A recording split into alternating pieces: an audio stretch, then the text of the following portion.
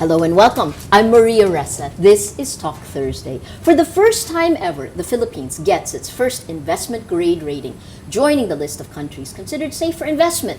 Credit rating firm Fitch cites a robust economy and improved fiscal management for the upgrade. With us today to talk about this upgraded rating, what it means for the Philippines, what it means for you and me, is Finance Secretary Cesar Purisima.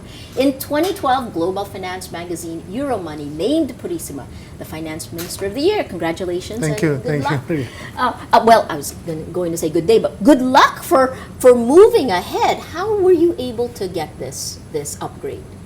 Well, as you know, the market rates us 2 notches above investment grade. We're probably the most underrated country in the world. I think we deserve the investment grade.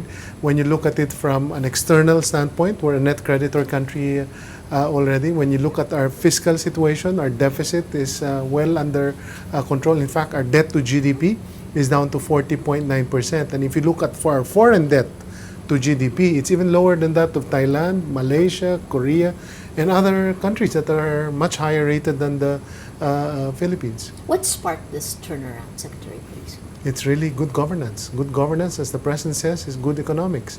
And I think we just need to continue to focus on that.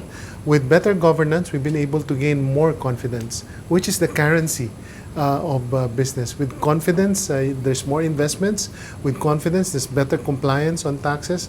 With confidence, you borrow at a lower cost. And as a result, it's created room for us to increase investments in our people. For example, since President Aquino took over, we've increased the budget of the Department of Education by 45%, which is already the biggest item, to an even larger item. And he plans to continue increasing that. Department of Health, 77%. DSWD, over 267%. Infrastructure, DPWH, 25%. See, we're the youngest average age country in Asia, yes. And we're about to hit that demographic sweet spot. But if we are to realize the demographic dividend, we need to make sure our people will be productive and healthy participants in the future Philippines. And that's what the President is very conscious about. He wants to make sure that every Filipino has the opportunity to actualize their potential. What are your main priorities, potential problems you see that you want to solve before they become problems? Well, first, I need to continue to create the fiscal space. And fiscal space means more revenue. Yes. And as you know, our tax effort is at 12.8%. We want to bring this up to 16%. And to bring it up to 16%, we need to continue to focus on a few key items. Correct. And we're focusing on 3. One is income tax from self-employed individuals. The sad thing is between 2011 and 2012, as a percentage of total individual income taxes, this sector decreased to about 6.5% from over 8% the previous year. And this sector, based on our knowledge of Philippine society, are really the princes of society. There were over 404,000 of them who filed an average of 33,000 income tax payment for the past year. Our goal is to increase that to 1.8 million. And we are basing this 1.8 million based on data of the Professional Regulation Commission that has over 2 million practicing professionals in its database. The NSO that says there are over 3 million of them. The SSS that has over 600,000 voluntary registrants who declare themselves as self-employed. And our next goal is to increase the average from 33,000 to 200,000 minimum. And if we're able to do that, say if we increase the 400 to 1.5 million and increase the average to 200,000, that's 300 billion pesos. At our current GDP, that's 3% of GDP. Do you think that's possible to do? Of course. Well, first of all, it looks like that requires a whole mindset change, making sure that the BIR is corruption-free or as corruption-free as it can get. Well, corruption-free, maybe less corruption. And Yes. knowing that I'm using now information as a Yes. way to drive performance. So we've gone down to the individual units. Yes. And we've asked for data from them, and we told them, okay, you have so many registered, we believe the potential is this. This is one. The average is this, we want the average to be this. For decades, correct me if I'm wrong, for decades the Philippines' personal income tax rate was around 4%. Is that correct? the amount of people who pay personal income tax for the longest time was played in and around 4%. It's a very low. No, I Yes. don't know about 4%, but Which- the bulk of our individual income taxes come from those whose taxes are withheld from salaries. Correct, correct. So And, you're actually now talking about a major mind shift. Have you seen this in the time you've been in office? Are you seeing it? Well, it's the shift is really in the use of information to drive performance. See, people will governance continue efforts. to abuse, no, their position if Yes. they know that they will be able to get away with it. But now that they know that we have information, and now that they know that I'm not just focusing on big data, but I'm focusing down on the lowest levels, no, that it will be harder for them to get away with it. So we're putting the pressure on them by telling them we know. No? So we've asked, for example, in my visits, for them to name their top 20 in each of the different categories. No? Right. And whenever they see the number, they themselves are shocked. No? Yes. You have lawyers paying 200, doctors 400 pesos. No? These are ridiculous. I call the number ridiculous because you can't survive Correct. on correct. these numbers. So In fact, this is, in your mind, it's low-hanging fruit. If you can Oh, get yeah. this, it's Yeah. 3%. What are the... and it's really about government working together. The Department of Labor, which oversees the PRC, has instructed the PRC to make the income tax return requirement for renewal of license. So that should help us because if you don't show an income tax return, no, Yes. and then if you show a ridiculous amount, then probably they'll ask you what have you been doing. Maybe you should not practice the profession. There should be a Correct. minimum. The DPWH now requires income tax return as the basis for determining your contractual capacity. So does the Department of Budget and Management through the GPPB. No? So if all government agencies work together, not just on those who contract with government, it will improve our ability to increase compliance. No? And hopefully the embassies are watching Rappler, no? So that they'll require income tax ITRs. returns Yes. rather than titles and passbooks and all of those, Right. no? As a basis to prove financial capacity to be granted visas. No?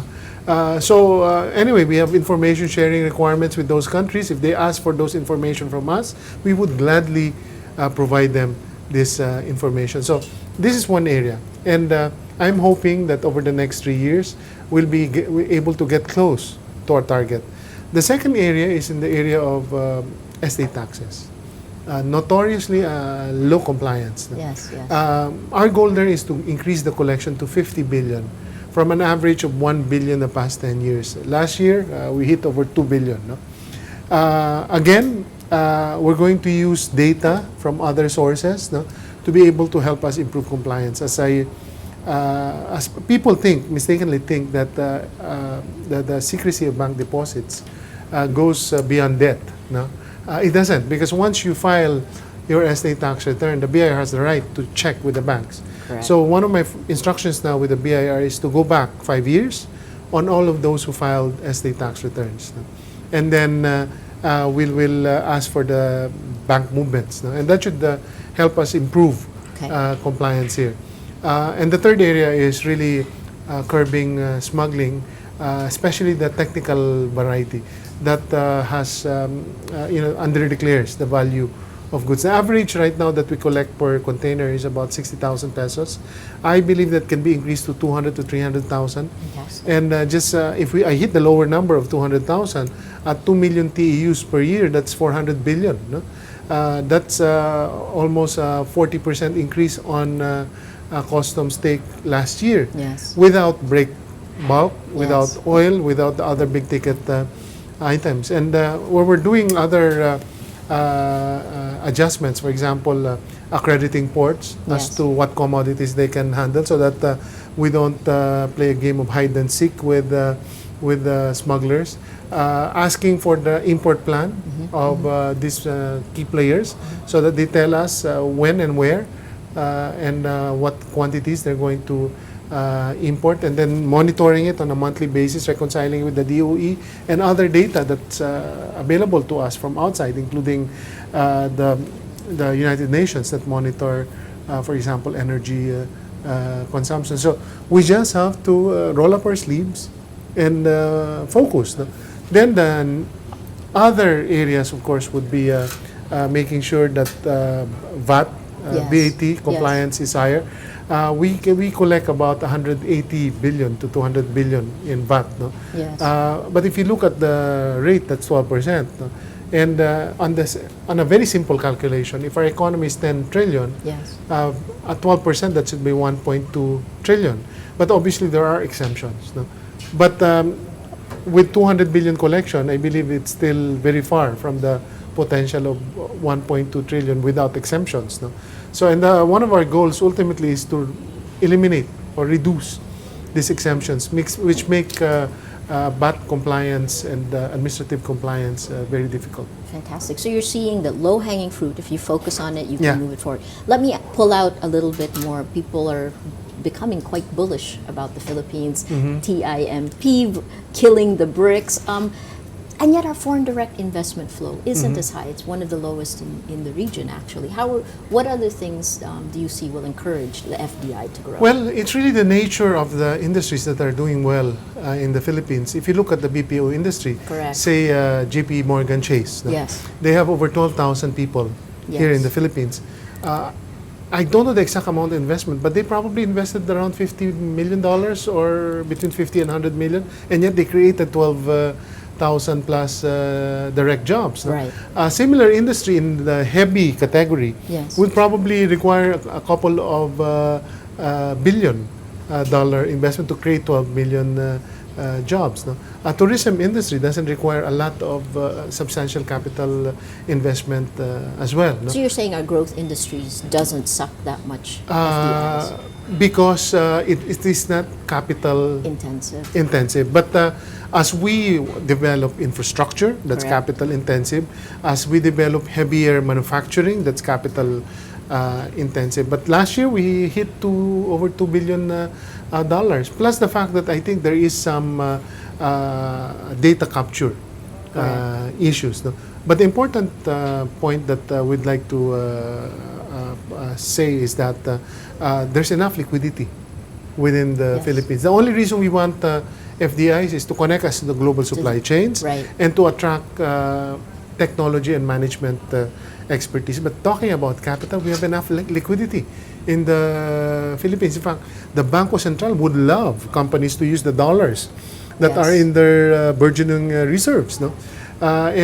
So that's why our challenge now is to continue to fast track the investment in infrastructure and the implementation of these infrastructure projects, because that would attract more industries. No? To come. Right now, we're attracting industries where power is about 15% or less Yes. as a cost component, no? Yes. Because of our high power High power cost. costs. But as we're able to reduce the cost of power, then we'll be able to attract more energy intensive industries. For example, the Gokongwei Group is about to open their petrochemical project. So Correct. that's a major industry. Right. That's a first a basic heavy type industry that we've had additional in a long time. No?